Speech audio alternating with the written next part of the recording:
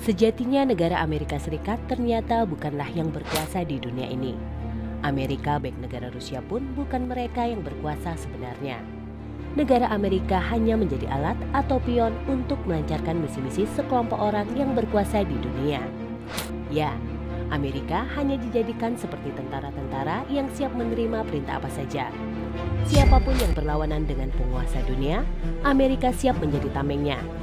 Kita semua tahu negara Amerika merupakan negara adidaya, negara superpower, negara dengan senjata nuklir terbanyak, dan negara maju.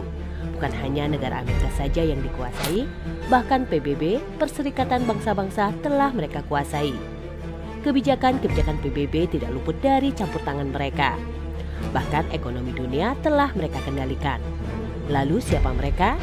Bagaimana bisa negara hebat seperti negara Amerika bisa mereka kendalikan? Dan organisasi PBB takluk kepada mereka.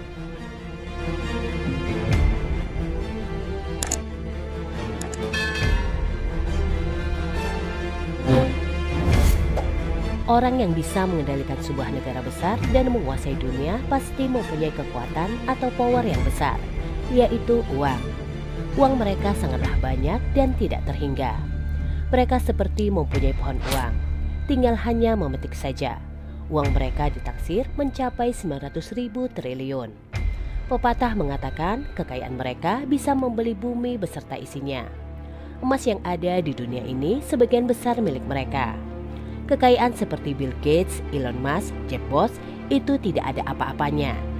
Bagi mereka, uang Bill Gates dan Elon Musk itu receh. Lalu siapakah mereka sebenarnya?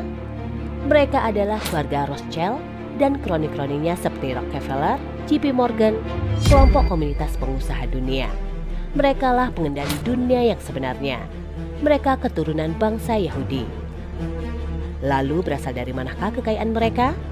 Mereka memang benar-benar mempunyai pohon uangkah? Rothschild adalah pemilik bank sentral pencetak uang kertas dolar Amerika. Uang dolar sampai saat ini ia punya keluarga Rothschild. Mata uang dolar bukan milik pemerintah Amerika Serikat. Anda mungkin baru tahu jika uang dolar bukan milik pemerintah Amerika tetapi milik swasta. Jangankan Anda, rakyat Amerika sendiri saja tidak tahu dan tidak sadar kalau dolar itu milik swasta. Hebat bukan? Pemerintah Amerika untuk mendapatkan dolar ia harus membeli atau meminjam di bank penerbit dolar kepunyaan Rothschild atau juga disebut bank sentral. Jika pemerintah Amerika meminjam dolar ia harus dibayar bunga-bunganya. Sekali lagi, hebat bukan? Bank sentral itu bernama The Federal Reserve. Padahal bank itu berada di negara Amerika. Dan hebatnya lagi, bank sentral di dunia ini ia punya keluarga Rothschild. Hampir semua negara bank sentralnya ia milik keluarga Rothschild dan kroni-kroninya.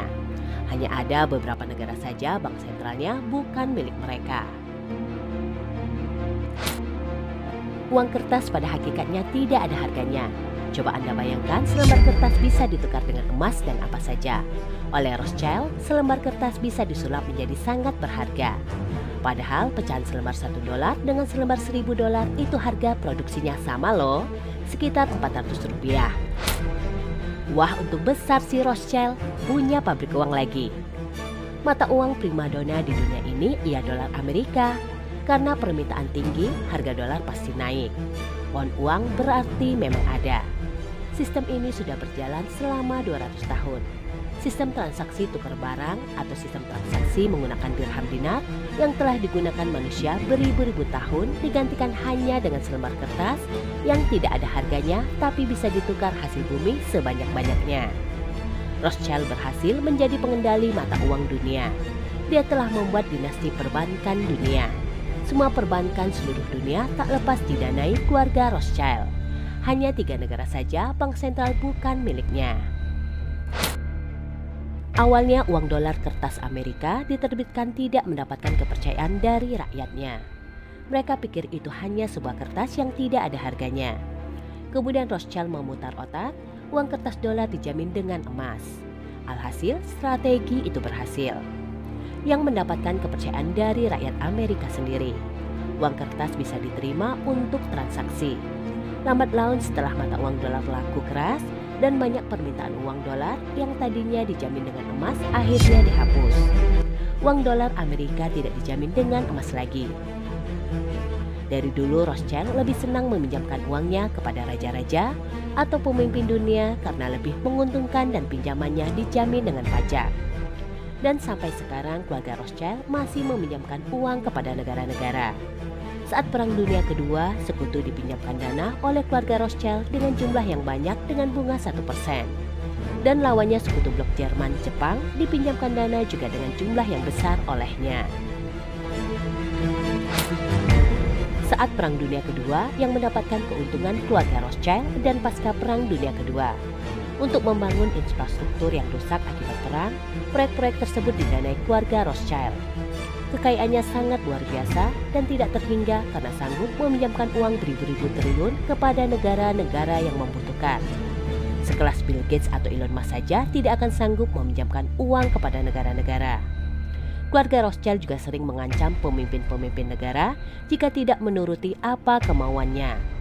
Sistem uang kertas sebenarnya tidak baik bagi dunia, karena sangat menguntungkan bagi penerbit atau pencetak uang kertas tersebut. Karena dikuasai swasta, seseorang atau keluarga, dan seseorang tersebut bisa mengendalikan ekonomi di dunia, mengendalikan mata uang dunia, dan mereka bisa membuat inflasi suatu negara. Keluarga Rothschild bisa membuat negara-negara mengalami krisis moneter dan mengalami kebangkrutan hanya menggunakan komputer di depannya, dengan memborong mata uang negara yang diinginkannya. Pastinya dengan jumlah yang fantastis. Dengan kekayaannya, ekonomi dunia mereka kuasai. Mereka bisa mengendalikan nilai mata uang dan mengendalikan harga komoditi emas. Dan mereka juga bisa melengsarkan pemimpin-pemimpin negara. Atau sebaliknya bisa mengangkat seseorang menjadi pemimpin negara. Hal ini yang sangat ditakutkan pemimpin-pemimpin dunia. Masih ingat dengan aksi George Soros yang merupakan kaki tangan keluarga Rothschild, membuat perekonomian Inggris hancur pada tahun 1992 yang disebut dengan Rabu Kelam dengan aksi spekulannya yang membuat mata uang pound sterling hancur terhadap dolar. Dan lagi-lagi terjadi di Indonesia pada tahun 1998 yang membuat krisis moneter dengan jatuhnya nilai mata uang rupiah akibat spekulan aksi borong yang dilakukan George Soros. Akibat krisis ekonomi Indonesia dengan cepat hancur, perusahaan-perusahaan bangkrut, karyawan banyak terkena PHK, harga-harga melambung tinggi, saham-saham anjlok dan berdampak pada lengsernya Presiden Soeharto. Itu akibat ulahnya spekulan George Soros dan dia mendapat julukan penjahat ekonomi. Banyak rumor tentang kematian Presiden Amerika John F. Kennedy yang mengatakan konspirasi tewasnya Presiden Kennedy karena ingin membuat kebijakan mengganti mata uang dolar dengan mata uang perak. Dan itu tentunya membuat risau dan geram keluarga Rothschild yang kendatinya pemilik perusahaan uang kertas dolar. Mungkin ini salah satu faktor yang membuat terbunuhnya Presiden John F. Kennedy. Karena Presiden John F. Kennedy telah berani melawan kekuatan dunia. Dan Presiden John F. Kennedy ingin merubah sistem yang telah lama dibangun puluhan tahun oleh penguasa dunia.